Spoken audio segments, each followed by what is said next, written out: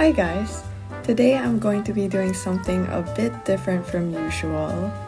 This time I'm going to be redrawing my webtoon's old comic panels. So I chose to redraw this panel from chapter 9 of my webtoon and talk about my mistakes and what I learned. So for anyone curious or interested in reading my webtoon, it's Inhale on Webtoon Canvas. It's currently on an indefinite hiatus, unfortunately, but who knows, I might continue it again if I have time after moving to Japan. But anyways, for now, let's get started. As you can see, the proportions are very wrong. The head doesn't really match up with the body and the pose just looks unnatural overall. The head should be tilted to the right more. I also don't get how the pose was supposed to be with the hands sitting like that, so we're gonna have to fix that. Then his body's weirdly under the table, so I'm gonna have to fix his pose altogether into something more natural and realistic. Now we can actually start drawing. So first, I adjusted Elliot's head to be in a more natural position that doesn't look like he's breaking his neck, especially since the scene is supposed to be showing him being woken up all of a sudden, so he has to look relaxed and have a softer kind of sleepy expression on his face. So here's the finished sketch. The only problem now is that it's looking kind of plain, so what I'm gonna do is select all 3 layers with the sketch and then use the transform tool to tilt it slightly so that the subject is more in focus and shown as the center of the piece. This also just makes the drawing and composition look much cooler and less boring, so yeah. Next step is line art. I tried to make it as neat as possible so that I don't have a hard time when it comes to doing the flat colors.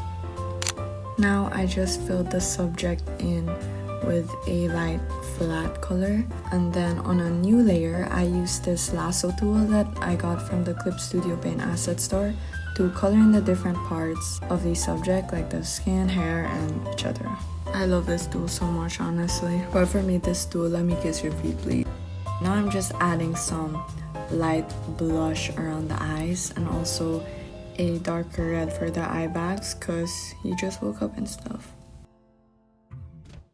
Now I'm just doing some basic shading before I move into the next step, which is ambient occlusion. Sorry for using that fancy term. I honestly don't really know what that means also, but basically it's like the parts of the subject that are in the shadow but are still affected by the light surrounding it. That's why the color I used for this area is like a sort of warm tone because it's reflecting the light coming from the classroom.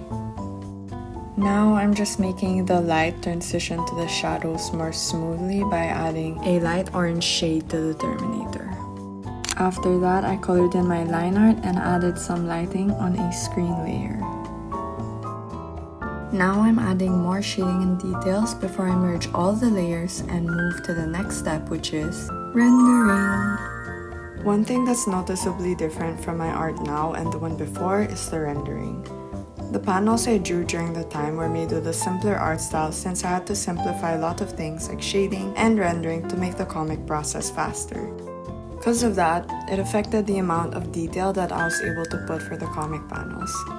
I still think that the original panel I made did capture the essence of the scene, and I was proud of it at the time, but looking back at it now, I realized that there was a lot of things that could be improved to capture the feelings and vibes for this panel better. Now I'm just cleaning up the background on a separate layer. I just did this because I got too lazy to do the line art for the background and decided to just use the sketch and fix it up later. When drawing a webtoon, background details are not very important as long as the readers can tell where the characters are, which is why in my original drawing, the chairs are barely shaded and given detail. Since I'm drawing this panel now on its own though, I wanted to add more detail to the background like the green on the wood and add more shading on the curtains. Time to add his lovely freckles. some soft lighting and the finishing touches. And now it's time for the final reveal.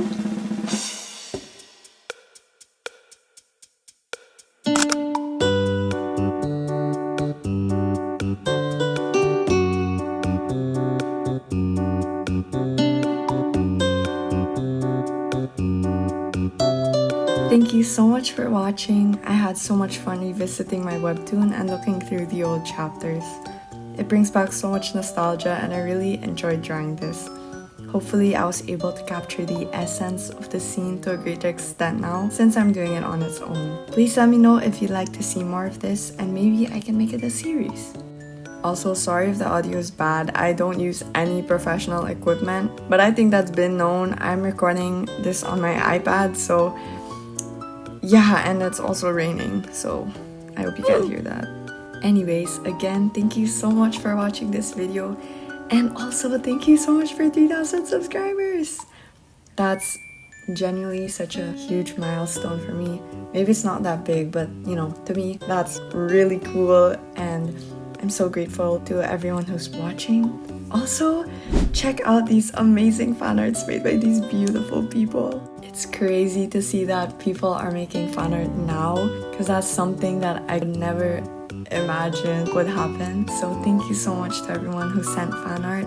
If you guys want to send anything, please tag me or let me know where you uploaded them in the comments. Till then, I'll see you guys in the next video. Bye bye!